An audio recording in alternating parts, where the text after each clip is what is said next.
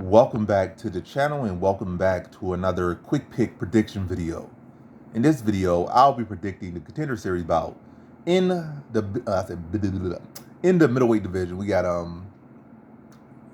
Chad Hanekom versus Dylan Budka. So yeah, how I feel about this one right here is I'm going not Dylan Budka. I'm going Chad Hanekom.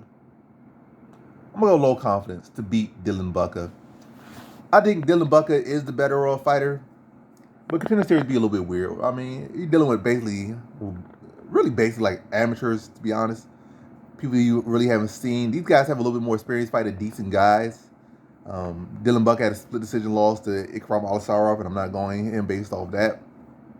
I really might be going him based off his size, 264, pretty decent frame. When I look at Dylan Budka, he does look like a good fighter, but I'm not really seeing no big finishing threat from him. And I feel like he kind of like that slow grind, slow cook fighter. Like he don't really come out all that dangerous necessarily. Typically against relatively decent competition, he more so kind of slow cooks you. Like you might be able to come out and have an early lead on him. Then he starts to, get his momentum. He starts to get a feel for you, or maybe you start to slow down. He starts to notice something. He starts to put it on you. They start to shift the pressure.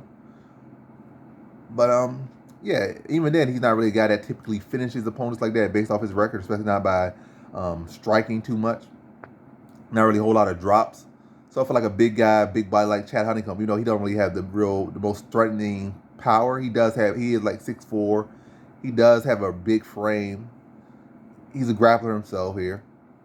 And I think he can use that size to eke out a close decision over Chad Hanekom. Probably get some takedowns. Probably looking at, again, use that size and just lean on him, drag him to the mat. Probably throw some knees on him in the clinch.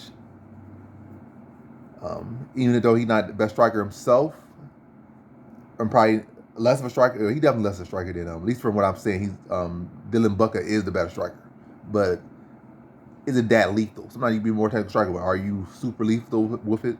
And can you avoid getting caught in the clinch? I'm not saying Budka is the lesser grappler. I'm not even thinking that. I think I'm leaning really to the size of Chad Hanekom here. Like that size is difficult to deal with. I don't think Budka's all that great, or that technically superior anywhere, or something like that. But yeah, I think Dylan Budka should be able to eke out a close decision here.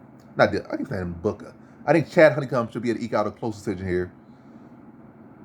Look, the wall installed, clinch him up, get some takedowns, land some combinations, and use that size to his advantage, and eke out a very close decision over Dylan Budka.